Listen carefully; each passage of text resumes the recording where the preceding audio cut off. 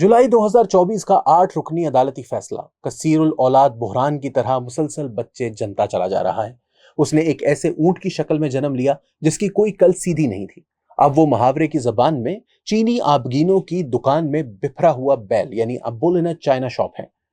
طلسم میں ہوش ربا کا آغاز اس وقت ہوا جب متعدد بار یاد دہانیوں کے باوجود تحریک انصاف اپنے ہی دستور کے مطابق داخلی انتخابات یعنی انٹرا پارٹی الیکشنز نہ کروا سکی اور الیکشن ایکٹ 2017 کے تحت انتخابی نشان سے محروم ہو گئی۔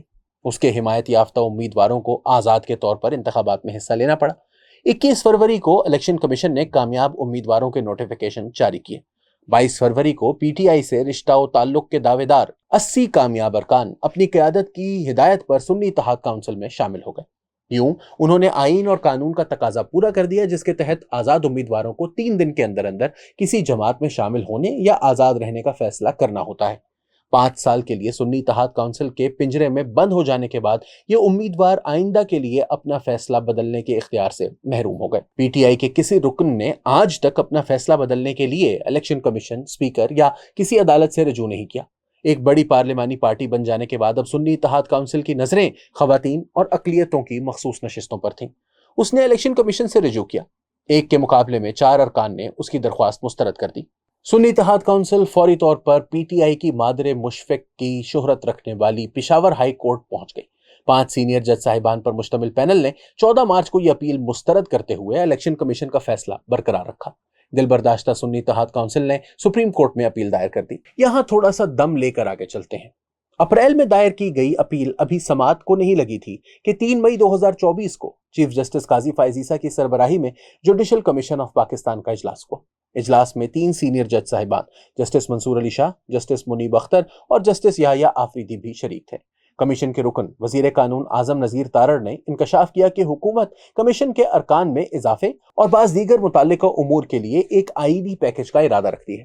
ایسی غیر مصدقہ خبریں پہلے سے میڈیا کی زینت بن رہی تھیں کہ حکومت ججوں کی عمریں بڑھا کر یا میعاد عہدہ میں توسیع کر کے جسٹس قاضی فائز عیسیٰ کو برقرار رکھنا چاہتی ہے۔ قاضی صاحب کا ایک بیان بھی آیا کہ حکومت اس رعایت کا آغاز میرے بعد آنے والوں سے کرے۔ بہرحال 3 مئی کے جوڈیشل کمیشن اجلاس نے خطرے کی ایسی گھنٹی بجائی کہ چیف جسٹس کے منصب کے لیے قطار میں لگے امیدواروں کی راتیں بے خواب ہو گئیں۔ انہونی کا خوف رگو پے میں رینگنے لگا۔ انہوں نے طے کر لیا کہ کسی طور حکومت کو 2/3 اکثریت نہیں ملنی چاہیے تاکہ آئینی ترمیم نہ ہو سکے۔ جوڈیشل کمیشن کے اجلاس کے صرف 3 دن بعد 6 مئی کو سنی اتحاد کونسل کی اپیل سماعت کے لیے لگ گئی۔ اسی دن جسٹس منصور علی شاہ کی سربراہی میں بنے بینچ نے پشاور ہائی کورٹ کا فیصلہ معطل کرتے ہوئے بحرانی آتش فشاں کے دہانے سے ڈھکن اٹھا دیا۔ جج صاحبان کا آئینی حلف قرار دیتا ہے کہ میں ہر حالت میں بلا خوف و رعایت اور بلا رغبت و عناد قانون کے مطابق انصاف کروں گا۔ میں نے کسی کالم میں کہا تھا کہ آئینی و قانونی معاملات میں درخشاں روایات کی حامل ہماری عدلیہ کا شاید ہی کوئی فیصلہ ان 4 آئینی مصنوعات خوف، رعایت، رغبت اور عناد سے پاک ہو۔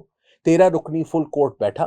8 ارکان نے قرار دیا کہ خصوصی نشستیں اپیل کنندہ جماعت سنی اتحاد کونسل کو نہیں ملیں گی۔ یہ اس پی ٹی آئی کو ملیں گی جو ان نشستوں کے لیے الیکشن کمیشن کے پاس گئی، نہ پشاور ہائی کورٹ کے پاس، نہ سپریم کورٹ کے پاس۔ فیصلہ کرنے والوں میں مستقبل کے 3 پر امید جج صاحبان جسٹس منصور علی شاہ، جسٹس منیب اختر اور جسٹس عائشہ ملک شامل تھے۔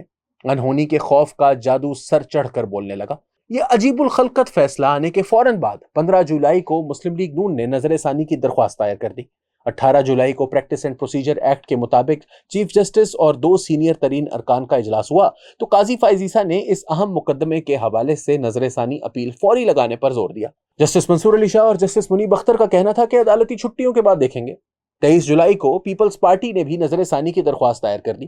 کچھ علم نہیں یہ درخواستیں کن گرد آلود فائلوں میں پڑی ہیں۔ فیصلے کے 6 دن بعد 18 جولائی کو الیکشن کمیشن نے فیصلے سے پیدا ہونے والی کچھ آئینی و قانونی مشکلات کے حوالے سے رہنمائی کے لیے ریفرنس بھیجا۔ اس کا جواب 55 دن بعد 14 ستمبر کی شام اس وقت پراسرار طریقے سے ویب سائٹ پر ڈال دیا گیا جب اسلام آباد اس خبر سے گونج رہا تھا کہ کل 15 ستمبر کو پارلیمنٹ آئینی پیکج منظور کروانے جا رہی ہے۔ خوف کے سائے گہرے ہوتے گئے۔ اب اس وضاحت نامے پر بھی چیف جسٹس نے 9 سوالات اٹھا دیے ہیں۔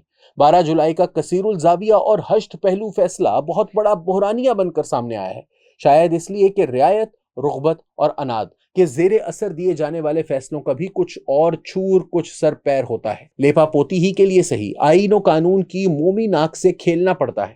خوف بلا تاخیر اور فوری رد عمل کا تقاضا کرتا ہے۔ ہاتھ پاؤں پھول جائیں تو آئین کی کتاب کھولنا اور قانون کے ضابطوں پر نظر ڈالنا محال ہو جاتا ہے۔ خوف دلیل اور منطق سے آری اعصاب زدگی کو جنم دیتا ہے، جو پہلے معاملے کو بگاڑتی اور پھر بحران میں بدل دیتی ہے۔ حکومت واضح کر چکی ہے کہ ججوں کی عمر یا میعاد عہدہ میں توسیع کی کوئی تجویز زیر غور نہیں۔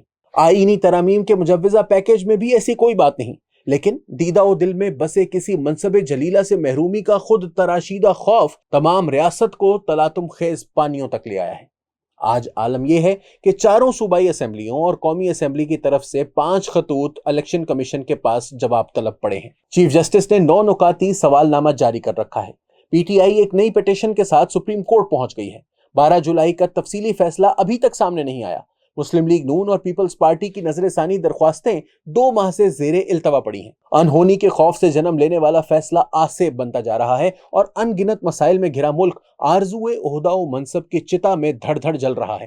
صرف 9 دن کے لیے چیف جسٹس بننے والے جسٹس محمد شہاب الدین رہے، نہ 9.25 برس اس منصب پر فائز رہنے والے جسٹس محمد حلیم رہے، نام اللہ کا۔